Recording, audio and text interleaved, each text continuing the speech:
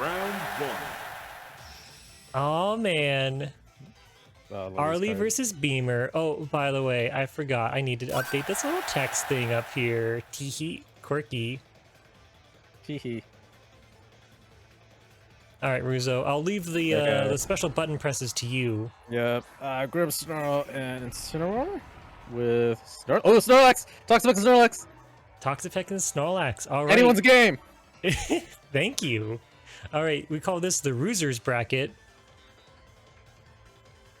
Those who ruse, join Team Ruzo. Now, so it's a win. We're going to see Incineroar coming out, giving the Intimidate off to the Snorlax. Going to be dropping its attack just a little kiss.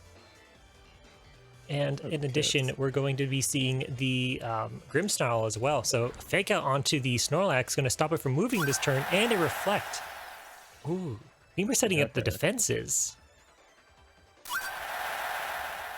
And there's the Toxic Spikes. Are you a fan of Toxic Spikes, Ruzo? Kinda. I'm not sure what it does. It makes it so that they're poisoned when they leave and come back?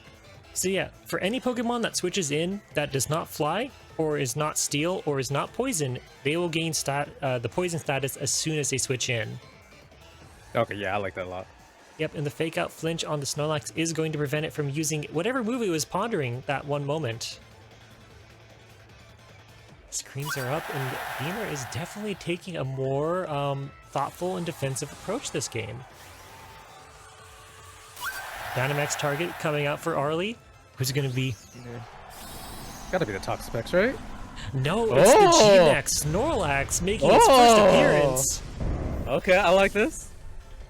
I feel like you'd have a secret base on a giant Snorlax like this. Yeah. It's actually... And then Light Screen coming out. Both screens now up on Beamer's side. Going to be adding a lot of bulk to her team. And there's a close combat. Oh, that brings it down to a little bit less than half. And a second layer of Toxic Spikes are coming out. You could layer that, okay. Yes. The first layer gives regular poison. The second layer, toxic, which is going to be doing more damage than poison on its own. Now, G-Max Quake going to be going in, so it's a respectable amount, but it's also raising that special defense stat. That Incineroar took that like a champ. Okay, so these two teams are just setting up. They're just building their walls. Yep, Citrus Berry going to be sipping and getting that good health back as well.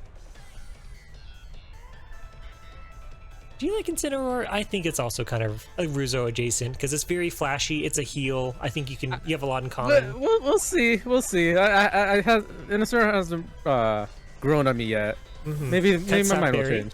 Cuts Up Berry going to give priority to its next move. Beamer switching out, bringing in Slasher. Oh yeah. It's immune, and being a poison type means that it's going to eat up those poison spikes, allowing other Pokemon to switch in safely, but that is a G-Max replenish onto the Incineroar. Critical hit, knocking it out and getting its Cuts Up Berry back. Oh, sorry. Not the Incineroar getting knocked out, it's actually the Toxtricity. Whew. Wow, okay. But that's crazy because crit's important. But the Cuts Up Berry is also super important too. That means Snorlax is going to go first again next turn with that priority. Primarina making its premiere appearance. And now the Muddy Water. Maybe trying to drop the accuracy onto the Primarina. So Arly's not messing around. No, Arly has gotten some really good luck this game with the critical hit and the Cuts Up Berry recovery off of the G-Max replenish. Now, we have Grimmsnarl making another appearance here. We're going to see how Beemer is going to navigate this precarious situation with this Snorlax that can go extremely fast. And I think the thing I'll miss the most with Scarlet and Violet, though, is going to be the red aura of those Dynamax Pokemon looking so sinister. And there it is, the Cuts Up Berry proccing again. It's going to be another G-Max replenish. Wait, hold on. I just realized I wasn't showing the UI! G-Max replenish, hitting it, getting the Cuts Up Berry again, getting some nice damage onto the Primarina. And Spirit Break onto the Snorlax. Dropping the special attack. Not going to be super important, but we do see the Sludge Bomb coming up, targeting Primarina. Primarina being a phenomenal special tank and taking that fairly well. Now, this is the end of Arly's Dynamax, so we're going to have to see how is Beemer going to respond. I don't believe she's actually used her Dynamax yet, so Beemer has an open field to play with here. And have we not seen Arly's rest of Arly's team? Let's see. Nope, we are still starting with the lead of the Toxapex Snorlax right now. Oh, that's right. I'm curious though, because the Snorlax did get the Cuts Up Berry before it finished its Dynamax, so we're gonna see. Could this be? Could this be a sneaky sneak? What are you thinking? What kind of sneakies? Well, here's the thing. Snorlax is at very low health right now, right? So Cuts Up Berry procs, right? Follow me here. Baneful Bucker to protect the Toxapex. It's looking like it. The self-destruct comes out. Bow! Not gonna take any damage on the Toxapex because of the protect, but that is gonna be enough to take out the Bijou there. Another explosion. Not only one for this season, but two. I am so spoiled. Arly, I'm proud. All right, with Snorlax out, we will have to see what is Arly going to bring in for her third Pokemon. Oh, and then the poison.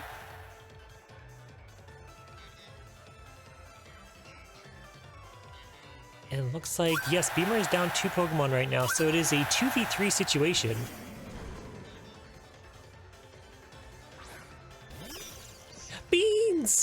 Beans! Beans returns to us.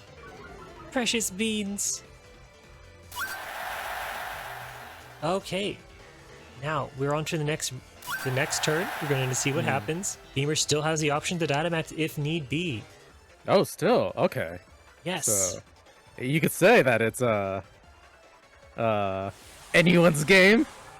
Oh, it is. And Beemer is going to decide to Dynamax this turn. So, who's it going to be? It's got to be the Incineroar, right? Yeah. It's going to be the Incineroar. Oh, yeah. Here's the Toxic Spikes removal. Yes. So there was the Toxtricity that switched in and just gobbled up all those Toxic Spikes. Just ate it off the floor. All right. Going to be spreading a little bit of damage there. Screens are not going to work because they're still active. And wow, Max Flare bringing down Raichu to a 1 HP with the Focus Sash. And setting up the Sun as well.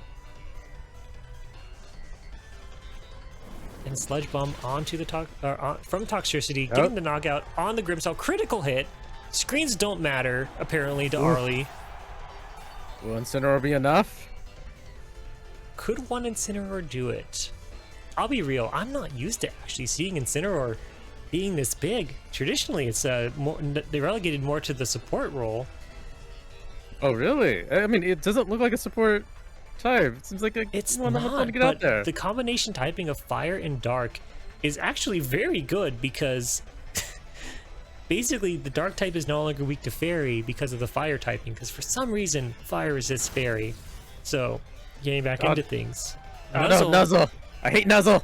You hate all forms of affection, Ruzo. I know as a Demon King it's really hard for you to watch. Gross. And a Max Strike going on to the Toxapex. Toxapex brushing that off fairly well. Dropping the speed stats, but with the paralysis, that Incineroar is going to be rather slow now.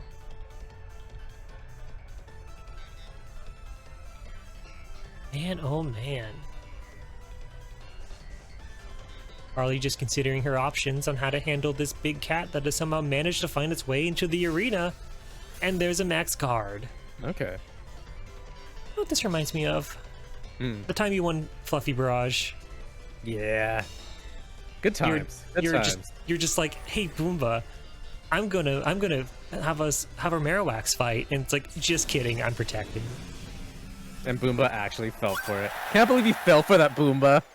Foolish. All right, Beemer's Dynamax is up here, so we're gonna see, is Arly gonna be able to make the right button presses to maybe try to sneak in a game 1 win.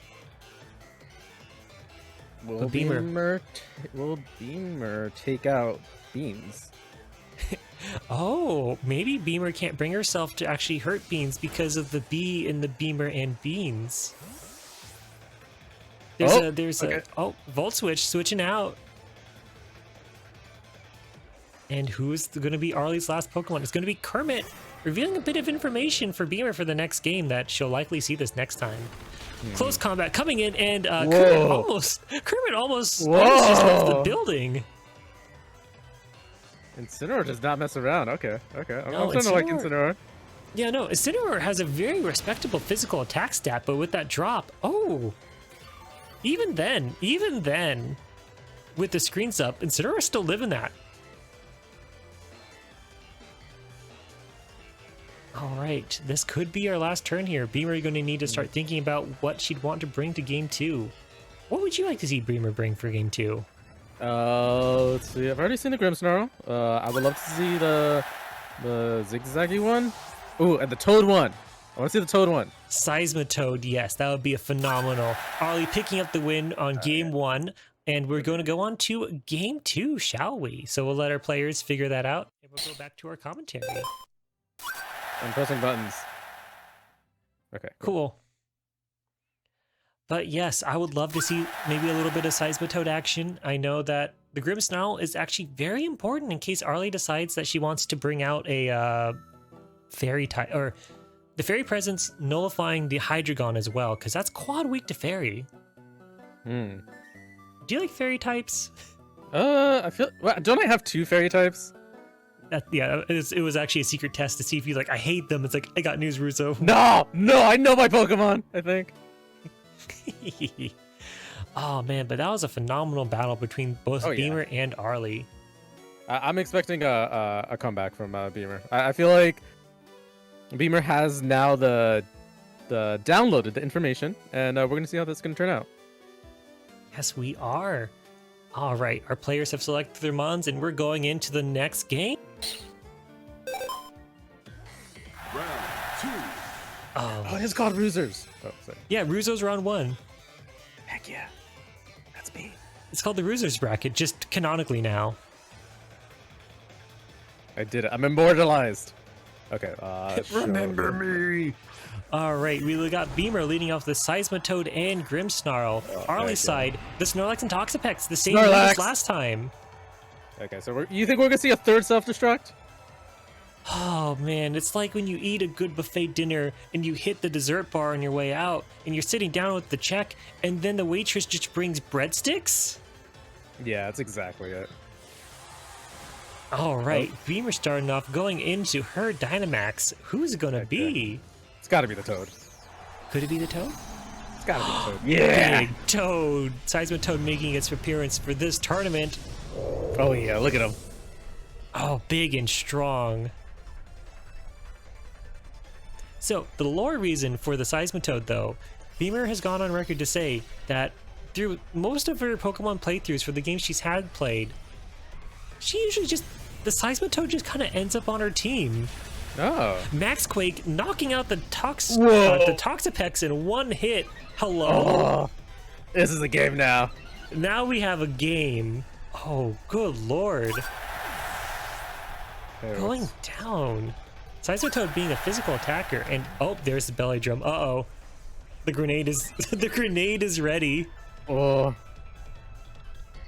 Oh boy. All right. So we lost the Toxapex, but now Arly has traded that for a grenade.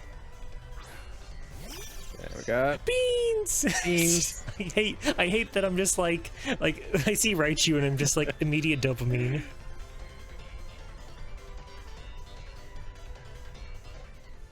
All right, who's it gonna be? What's gonna happen? Will Beemer be prepared to handle a nuke?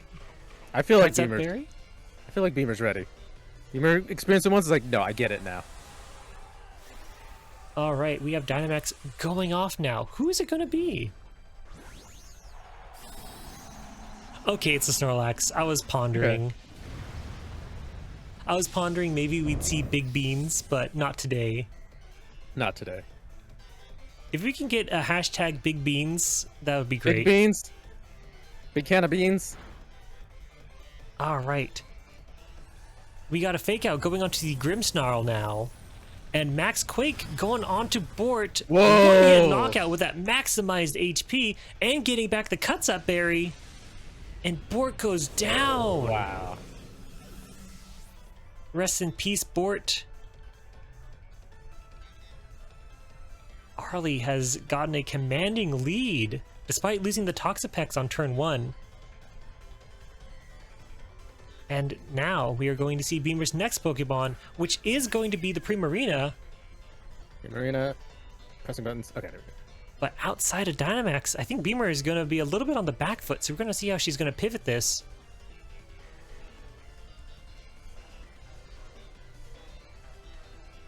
I'm at the edge of my seat. Another cuts at bigger clock. G-Max Replenish having a 50% chance to restore the berry after usage, but Beemer putting up Reflect. Shields up. Would you say Arly's on the lead with the Dynamax Snorlax? Definitely, with a maxed out attack stat on that. Even through Reflect, G-Max Replenish is going to just shred through Primarina, dropping that. Not even a crit, but it doesn't look like that Arly was able to get back the cuts up berry this time. Nuzzle going on to the Grimmsnarl. And we're going to see what Beemer's last Pokemon is, the last hope. It'll be the Toxtricity. I love this Pokemon's design so much. Same. Especially love the Dynamax. G-Max? Yes, G-Max. Yeah, with the guitar. Oh. Oh wait, there was the Cuts Up Berry. I completely missed that. Another Cuts Up Berry for another G-Max Replenish. Going into the Toxtricity. Just eliminating Slasher. Yeah. Arly just really showing our Arly, players today. Yeah. Yeah, Arly showing our players that you need to delete that Snorlax. And the paralysis. Oh, absolutely conniving, absolutely evil. A menace on the field.